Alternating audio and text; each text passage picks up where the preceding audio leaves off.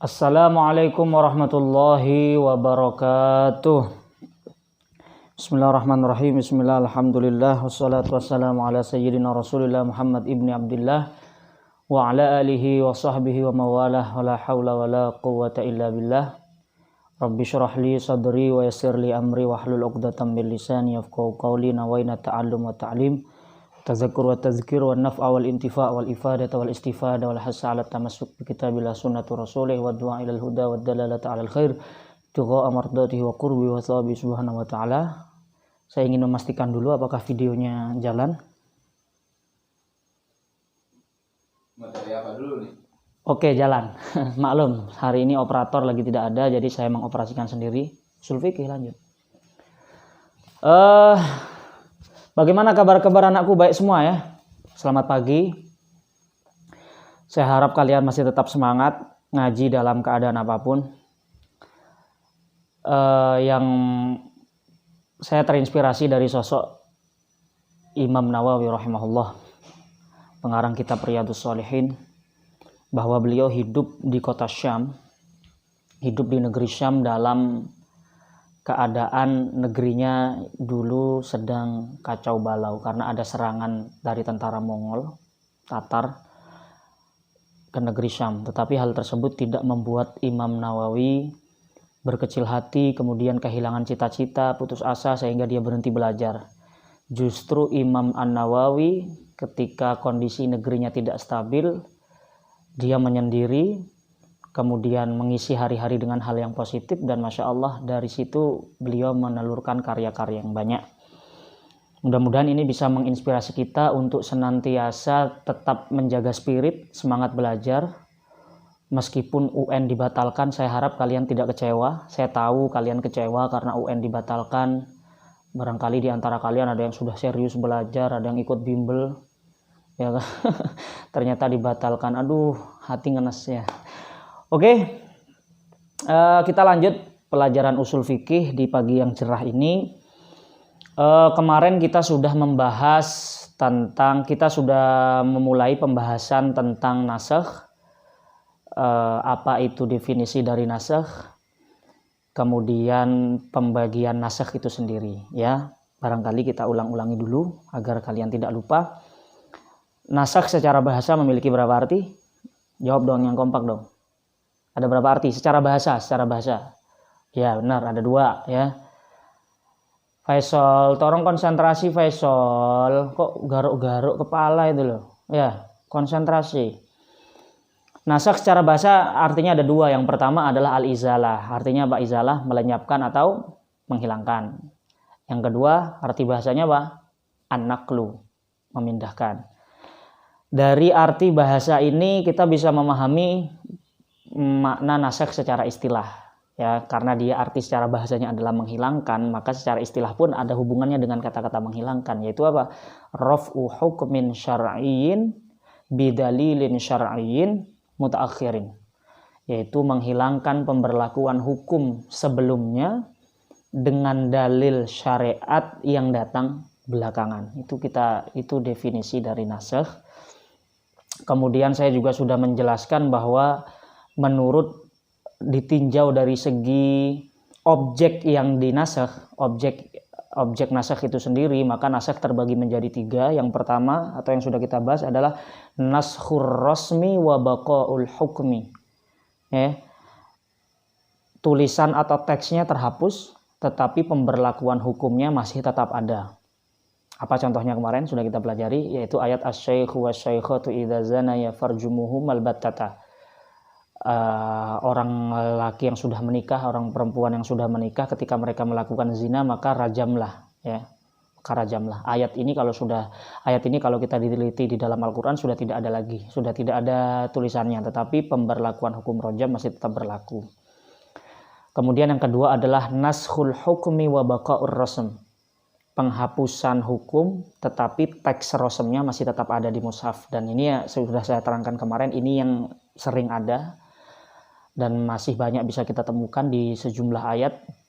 Bahkan Imam As-Suyuti di dalam Al-Itqan fi Ulumil Quran merinci ayat-ayat di dalam Al-Quran itu, ayat-ayat mana saja yang sudah mansukh. Ada sekitar 20 barangkali atau belasan beliau merinci. Di antaranya adalah ayat yang sudah kita pelajari kemarin terkait tentang seorang istri yang ditinggal wafat suaminya, ya. Dulu pada awalnya syariat yang berlaku adalah apa? Ketika ada seorang istri ditinggal wafat suaminya, maka apa yang berlaku? Seorang istri tersebut wajib melakukan iddah di dalam rumah berapa hari? Haul, ya, yaitu 1 tahun penuh. Kemudian ayat ini mansuh, dihapus dengan pemberlakuan ayat surat Al-Baqarah yang mengatakan yatarabbasna bi anfusihinna arba'ata ashhurin wa asyara. Seorang mutawaffa anha zawjuha, yaitu seorang istri yang ditinggal wafat oleh suaminya, maka dia menjalankan haul di dalam rumah 4 bulan 10 hari. Ya, maka hukum yang sebelumnya 1 tahun sudah dihapus dengan pemberlakuan hukum yang baru. Baik, sekarang kita masuk ke pembahasan selanjutnya. Mari kita buka dengan pembacaan suratul Fatihah. Al-Fatihah ala hadrati habibina syafi'ina sayyidina rasulika Muhammadin sallallahu alaihi wasallam wa ala alihi wa sahbihi. Syukurlah lana walhamdul Fatihah. A'udzubillahi minasyaitonir rajim. Bismillahirrahmanirrahim. Alhamdulillahirabbil alamin arrahmanir rahim maliki yaumiddin iyyaka na'budu wa iyyaka nasta'in. Shiratal mustaqim shiratal ladzina an'amta 'alaihim ghairil maghdubi 'alaihim waladdallin. Amin. Allahumma iftah 'alaina futuhal arifin bi hikmatika wa ansur 'alaina rahmataka wa dzakkirna ma nasina ya dzal jalali wal ikram. Allahumma nawwir qulubana bi nuri hidayatika kama nawwartal arda bi nuri syamsika abadan abada bi rahmatika ya arhamar rahimin. Kita masuk ke selanjutnya, yaitu yang nomor 3. Masih pada pembagian nasakh ditinjau dari atau berdasarkan objek yang dinasakh. Yang ketiga adalah wa naskhul Bismillahirrahmanirrahim. Qala al-muallif rahimallahu taala wa nafa'ana bihi wa bi ulum bidzarrin amin. Wa naskhul amrayni ma'an. Nasakh al-amrayni yaitu rasm wal hukm, menghapus teks dan hukum ma'an secara bersamaan. Ada ya? Teksnya sudah tidak ada, ayatnya sudah tidak ada di dalam Al-Quran, dan hukumnya pun sudah nggak ada. Ternyata ada. Ini contohnya. Kahadisil Muslim an Aisyata, sebagaimana hadis yang diriwayatkan oleh di dalam Sahih Muslim, an Aisyata, dari Ummul Mukminin Sayyidatina Aisyah radhiyallahu anha. Apa kata beliau? Kana fima unzila asyaru radha'atin ma'lumatin yuharrimna. Kana fima unzila, kana ono fima iku tetep ing dalem, kana ono fima unzila iku ing dalem ayat unzila kang diturunkan apa emma. Apa asyaru radha'atin 10 susuan maklumatin kang den maklumi atau diketahui secara jelas, yuharrimna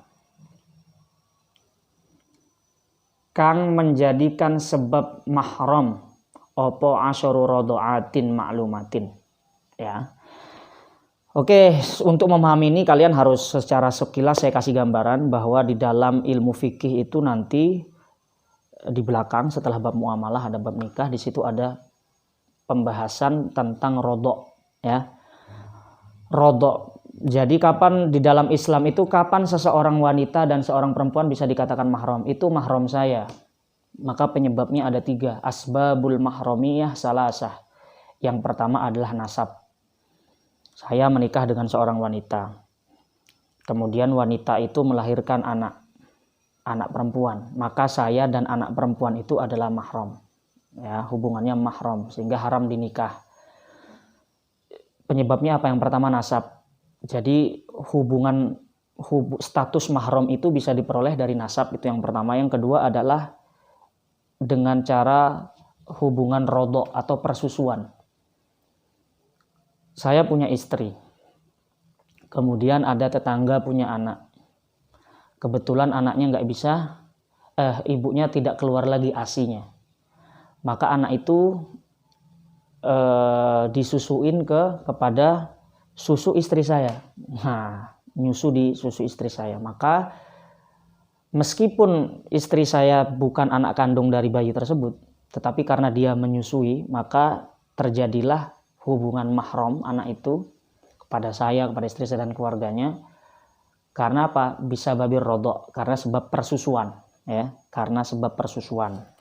Nah, yang kita bahas sekarang adalah apakah setiap bayi yang menyusu kepada perempuan, maka otomatis hubungannya adalah anak rodok dari perempuan itu, sehingga dia bersifat menjadi statusnya berubah menjadi mahram. Ya. Dalam sejarah kita mengenal baginda Nabi SAW disusui oleh seorang wanita yang bernama Halimatus Sa'diyah. Ya. Di dalam fikih ternyata tidak sembarangan menyusu yang bisa menyebabkan hukuman mahram, tetapi ada syaratnya, yaitu apa? Di antaranya adalah jumlah susuannya harus 5 kali. Ya, di dalam fikih jumlah susuannya harus 5 kali, artinya kalau cuma nyusunya sekali maka masih belum dikatakan mahram, tapi harus jumlahnya harus 5 kali. Kalau sudah 5 kali maka sudah sah yuharrimna, maka otomatis susuan itu menyebabkan hubungan tahrim atau menyebabkan hubungan mahram. Artinya sang anak tadi menjadi anak rodok dari ibu yang menyusui, sehingga dia pun menjadi anak rodok dari suami orang yang menyusui tadi. Begitu ya, bisa dipahami.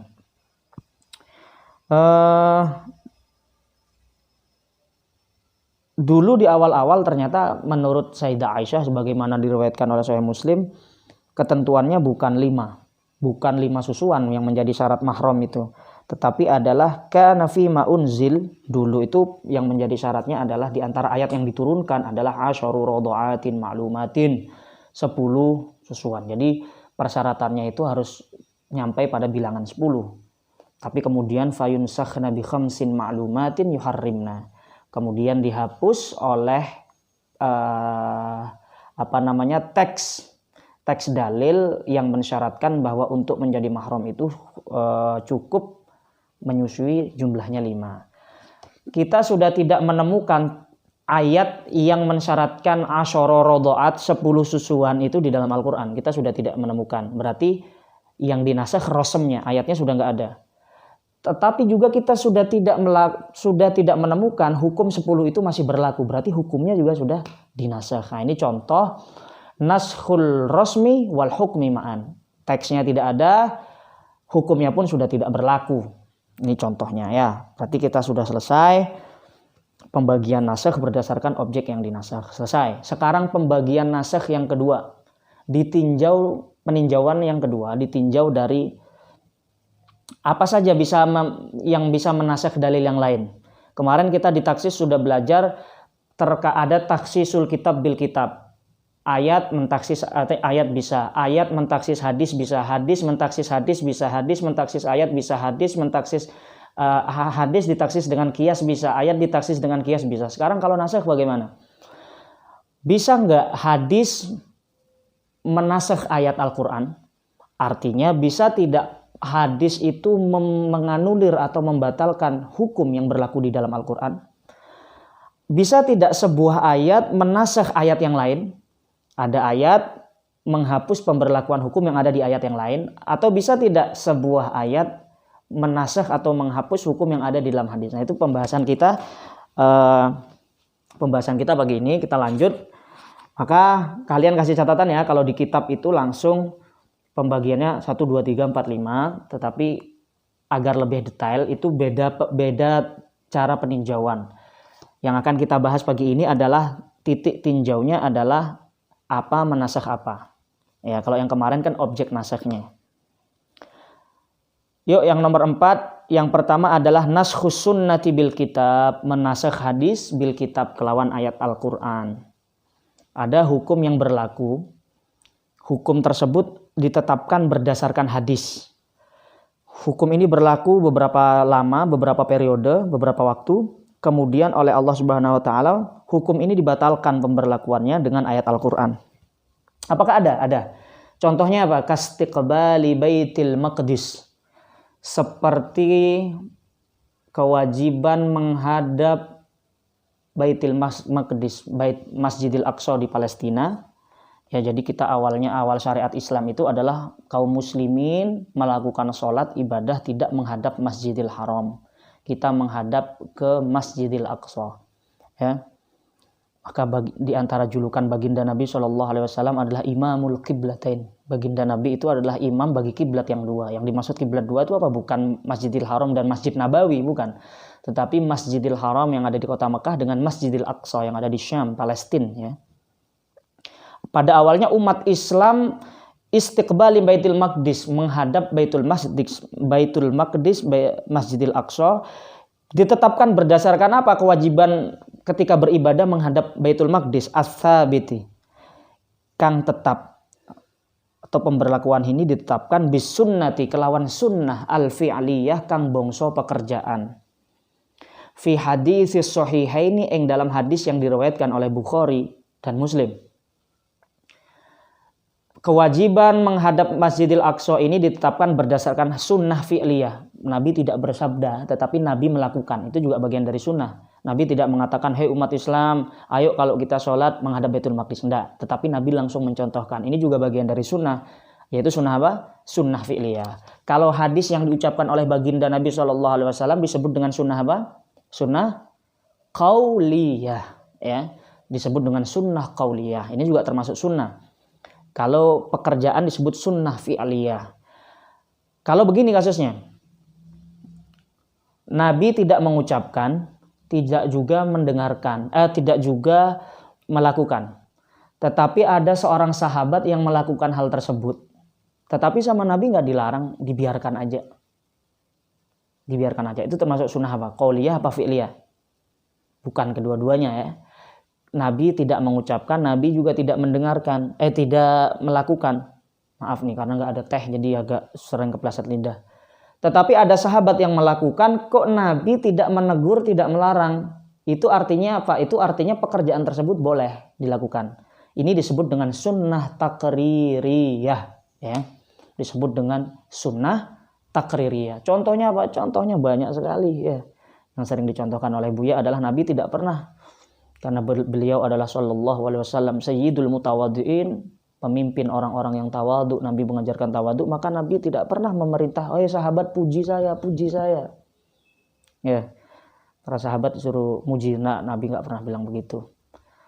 Tetapi ketika ada sahabat yang memuji beliau, Ka'ab bin Zuhair, kita tahu bagaimana sejarahnya seorang Ka'ab yang menghina-hina baginda Nabi, kemudian bertaubat, kemudian setelah itu si Ka'ab memuji-muji baginda Nabi dengan pujian yang luar biasa, dengan syair-syairnya.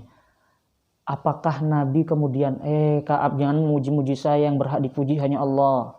Memuji saya ini bid'ah hukumnya masuk neraka. Apakah baginda Nabi seperti itu? Tidak. Ketika ada sahabat yang memuji baginda, baginda diam saja, bahkan mengapresiasi. Itu artinya apa? Memuji baginda Nabi boleh-boleh saja, bahkan sangat dianjurkan. Bukan merupakan sesuatu yang haram ya. Jadi akan sangat jadi lucu kalau ada yang bilang ini nggak pernah dilakukan oleh baginda Nabi misalnya. Bro, sesuatu yang di dalam syariat yang diperbolehkan itu tidak harus dilakukan baginda Nabi. Bisa jadi baginda Nabi tidak melakukan, tidak memerintahkan, tetapi baginda Nabi mengapresiasi seseorang yang melakukan tersebut. Ini namanya sunnah apa? Sunnah takririyah. Ada lagi jenis yang keempat yang disebutkan oleh sebagian usuliyin, disebut dengan sunnah wahmiyah. Sunnah yang Nabi tidak mengucapkan, tidak melakukan, juga tidak ada sahabat yang melakukan sehingga Nabi merestui, tetapi Nabi pernah menginginkan melakukan hal tersebut, tetapi sebelum hal tersebut dilakukan baginda Nabi sudah menghadap Rafiqil A'la, menghadap kepada Allah Subhanahu wa taala, beliau wafat.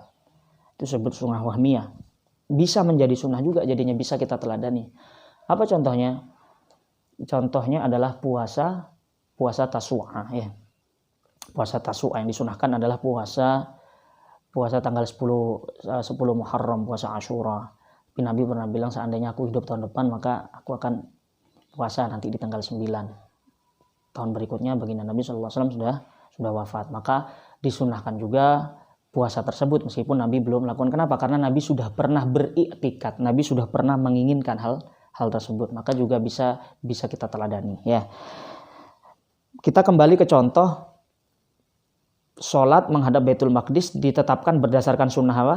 Qauliyah, fi'liyah, takririyah atau wahmiyah? Fi'liyah ya, berdasarkan pekerjaan Nabi. Kemudian ketentuan ini, fa innahu sallallahu alaihi wasallam istaqbalahu fi sholati sanata asyara sittata asyara syahran. Di kurang titik ya, kurang titik. Fa innahu krana satuhuna baginda Nabi sallallahu alaihi wasallam iku istaqbala menghadap hu ing Baitul Maqdis fi sholati ing dalam salat sittata asyara ing dalam 16 apane syahron bulan. Ya, kita umat Islam dulu menghadap Baitul Maqdis kurang lebih 16 bulan. 16 bulan. Nusikha dihapus biqaulihi ta'ala kelawan firman Allah Subhanahu wa taala qad nara taqalluba wajhika fis sama'i fawalli wajhaka syatral masjidil haram. Ya, fawalli wajhaka syatral masjidil haram. Fawalli mongko menghadap sapa sira wajhaka. Fawalli mongko menghadap sapa sira Muhammad wajhaka. Wali itu maksudnya palingkan, yang awalnya dari belakang fawali, maka palingkan wajhaka ing wajah sira Muhammad syatrul masjidil haram ing panceran atau apa pusat atau tengah-tengah dari Masjidil Haram, yaitu Ka'bah ya, itu Ka'bah al-musyarrafah. Maka ayat ini dianggap menghapus hukum sebelumnya di mana umat Islam wajib menghadap Baitul Maqdis, Masjidil Aqsa. Kemudian pemberlakuannya dihapus, umat Islam sejak ayat ini turun, maka hingga saat ini kita sholat menghadap Ka'bah Baitul Haram. Dah. Meskipun nanti ada perbedaan penafsiran di antara para ulama yang dimaksud syatrul Masjidil Haram ini, apakah harus kita sholat tepat menghadap Ka'bah sehingga kita yang berada di Indonesia harus tepat menghadapnya ke Ka'bah sekian derajat kita miring, atau cukup yang penting arahnya saja, jihahnya saja. Yang penting kita sudah mengarah, kita di Indonesia, Masjidil Haram ada di Arab Saudi, maka yang penting kita cukup menghadap ke barat saja. Itu nanti ada perbedaan penafsiran. Terlepas dari itu, yang jelas ayat ini berlaku hingga saat ini. Berarti ayat ini disebut apa? Ayat ini disebut apa? Ketika dia datang belakangan dan menghapus hukum sebelumnya, ayat ini disebut dengan istilah an-nasikh. Kalau hukum sebelumnya yang dihapus disebut dengan mansukh. Oke, baik. Pembagian yang kedua, wa naskhus sunnati bis sunnah. Ya. Menghapus sunnah bis sunnati kelawan sunnah. Ka hadits muslimin koyok hadis yang ada di Sahih Muslim. Kuntu nahaitukum an ziyaratil qabri fazuruha, ya. Kuntu nahaitukum kuntu ono sapa ingsun. Nahaitu wis nglarang sapa ingsun kum ing sira kabeh, ing kalian semua. An ziyaratil qabri saking berziarah kubur, ya, saking berziarah kubur. Fazuruha. Kalau sekarang fazuru mongko ziarahlah sapa sira kabeh ing ziyaratul qabr, Nah, ini contoh nasakh sunnah bi sunnah. Dulu pada awal-awal pensyariatan Islam, Nabi pernah melarang ziarah kubur. Kenapa? Karena Nabi melihat bahwa para sahabat masih terbawa oleh tradisi jahiliyah di mana mereka mengagungkan leluhurnya, kemudian leluhurnya dipuji-puji secara berlebihan sehingga ketika sudah wafat pun dianggap masih memberikan manfaat dan mudarat. Diziarahi dan meyakini sesuatu yang tidak layak diyakini oleh orang yang beriman. Maka di awal-awal syariat Islam ziarah kubur dilarang. Tapi karena kemudian setelah para sahabat akidahnya kuat, oleh Nabi ditanamkan prinsip akidah tauhid bahwa la ilaha illallah, la yanfa' wa la yadur illallah illa biiznillah, tidak ada yang mampu memberikan manfaat mudarat kecuali Allah Subhanahu wa taala. Maka kemudian fal anfazuruha, sekarang ziarahlah kubur Anda semua. Kenapa? Dalam riwayat lain dikatakan fa innaha tuzakkirul akhirah, sebab ziarah kubur itu mengingatkan kita kepada negeri akhirat. Kalau kita ingin sadar bahwa dunia ini hanya sementara dan fana, maka sering-seringlah ziarah kubur. Maka di situ kita akan bertafakkur, kita pun nanti cepat atau lambat akan menyusul, ya. Sehingga dengan ini apa? Larangan ziarah kubur yang awalnya hukumnya haram karena oleh Nabi pernah dilarang, al-anfazuruha, sekarang justru hukumnya adalah sunnah, ya. Hukumnya adalah sunnah. Kita disunnahkan untuk menziarah berziarah kubur, apalagi kubur para aulia sholihin. Selain kita mengingat akhirat, kita juga bisa mengambil i'tibar, bisa mengambil pelajaran. Kita ziarah ke makam Wali Songo, selain kita mengingat akhirat, kita juga mengambil pelajaran bagaimana perjuangan beliau dalam berdakwah, bagaimana teladan kehidupan Wali Songo sehingga ilmunya bisa terus mengalir hingga kita saat ini. Itu bisa kita dapatkan melalui ziarah kubur, ya, yang sekarang hukumnya sunnah. Udah. Kemudian yang ketiga, wa qala ba'duhum. Kenapa dikatakan qala ba'duhum? Karena ini masih terjadi perdebatan. Tunggu sebentar. Wa qala ba'duhum, dan berkata ba'duhum apa sebagian usuliyin. Nasakh kitab dengan kitab, ayat dengan ayat boleh, contohnya ada.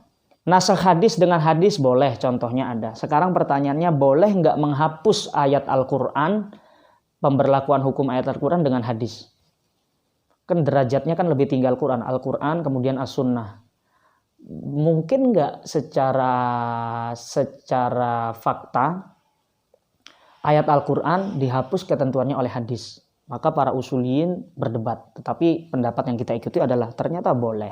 Wa qala ba'duhum, sebagian usuliyin mengatakan ya juzu, boleh. Apa naskhul kitab, menasakh atau menghapus pemberlakuan hukum Al-Quran bisunnah kelawan sunnah atau hadis. Kaqaulihi ta'ala, seperti firman Allah Subhanahu wa taala, kutiba alaikum idza hadara ahadakumul mautu in taraka khairan alwasiyatu lil walidaini wal aqrabin. Kutiba alaikum, diwajibkan bagi kalian, idza hadara ahadakumul maut, ketika akan datang ahadakum ing salah satu kalian opo al mautu, kematian. Diwajibkan bagi Anda yang sudah sudah merasa ntar lagi saya mau mati nih. Intaroka khairon, lamun meninggalkan sopo ahadukum khairon ing harta. Khair itu dalam bahasa juga bisa berarti harta, ya. Khairon ing harta. Makanya di dalam Al-Quran ada wa idza massahul khairu manu'a. Manusia itu kalau punya harta manu'a, biasanya karakternya itu pelit. Nah, khairu di situ bermakna harta. Jadi khair itu artinya bukan hanya baik, khair itu juga bisa berarti harta di dalam bahasa Arab. Innahu li hubbil khairi lasyadid. Nah, di dalam Al-Qur'an, innahu li hubbil khairi lasyadid. Sesungguhnya manusia itu li hubbil khairi lasyadid, sangat mencintai yang namanya harta. Jadi khair itu dalam bahasa Arab bukan hanya berarti kebaikan, tapi juga berarti harta. Termasuk yang ada di ayat ini, khairon ing harta. Apa yang diwajibkan? Opo al-wasiyatu, berwasiat lil walidaini, maring kedua orang tua, wal aqrabin, dan kerabat-kerabat terdekat. Jadi dulu sebelum ada hukum waris, sebelum dilakukan syariat waris, dulu itu orang Islam diwajibkan untuk berwasiat sebelum meninggal. Wasiat bagaimana? Saya berwasiat kalau saya meninggal, harta saya ini untuk bapak, ini untuk ibu, ini untuk adik, dan lain sebagainya. Melalui jalan wasiat. Kenapa? Karena Islam ingin menghapus tradisi jahiliyah bahwa dulu itu yang namanya anak perempuan tidak mendapatkan bagian harta sama sekali, ya. Anak perempuan itu sebelum Islam datang tidak mendapatkan bagian harta, didiskriminasi, dimarginalkan sedemikian rupa sehingga anak perempuan gak berhak mendapatkan harta. Tetapi kemudian Islam datang memerintahkan, mewajibkan bagi seorang yang sudah hampir meninggal untuk berwasiat, memberikan mereka harta. Tetapi kemudian syariat wasiat ini dihapus dengan pemberlakuan hukum waris, ya, sehingga ketika ada orang meninggal, dia sudah tidak wajib berwasiat. Kenapa? Karena ketika dia meninggal, harta tersebut sudah menjadi hak ahli waris yang nanti pembagiannya bisa Anda pelajari di ilmu faraid, cara pembagiannya. Nusikha, dihapus. Biqaulihi sallallahu alaihi wasallam, kelawan dawuh baginda Nabi sallallahu alaihi wasallam, la wasiyata liwaris. Tolong ditambahkan alif wawunya itu, ya. Liwarithin, la wasiyata, ora ono wasiat iku maujud liwarithin maring ahli waris, ya. Tidak ada wasiat untuk ahli waris. Artinya apa? Hak ahli waris itu sudah ada di dalam warisan. Di dalam warisan tidak perlu wasiat. Konsekuensinya apa di dalam fikih?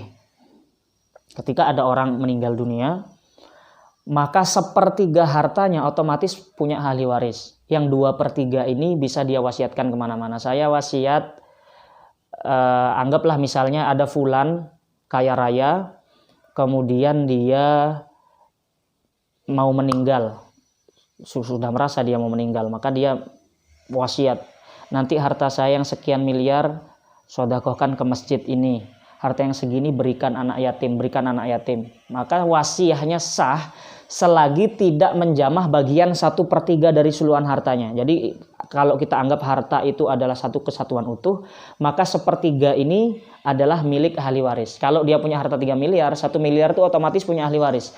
Yang 2/3 ini bisa dia wasiatkan kemana-mana. Ya, bisa dia wasiatkan kemana-mana. Bagaimana kalau dia mewasiatkan justru ke ahli waris?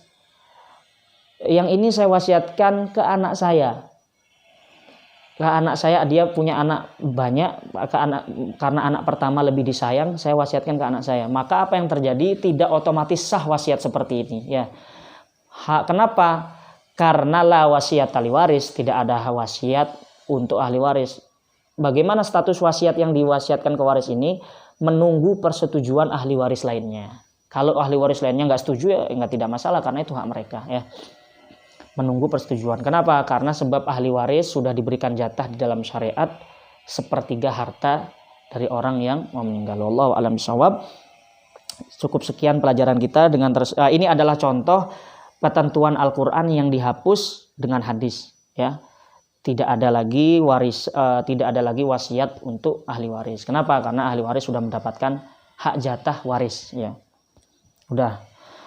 Kalau masih ada yang perlu ditanyakan, saya kira 2 pertemuan sudah cukup kita membahas tentang nasikh. Kalau masih ada yang perlu ditanyakan, silahkan langsung komen di kolom YouTube, ya.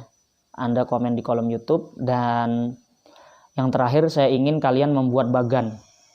Kalian membuat bagan dan distorkan kepada saya. Bagannya itu di buku tulis berupa skema pembagian nasikh. Apa itu nasikh secara bahasa? Maknanya ada 2, izalah dan naql. Kemudian makna istilahnya bagaimana? Kemudian Anda membuat 2 bagan. Bagan yang pertama adalah taksimun nasikh, pembagian nasikh berdasarkan objeknya.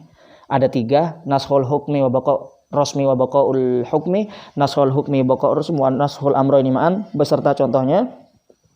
Kemudian buat lagi bagan yang selanjutnya, pembagian nasikh berdasarkan apa, menasikh apa, yaitu nashul kitab bil kitab, nashul sunnah bis sunnah, nashul sunnah bil kitab, ya. Jadi ada 2 bagan dan beberapa catatan kecil.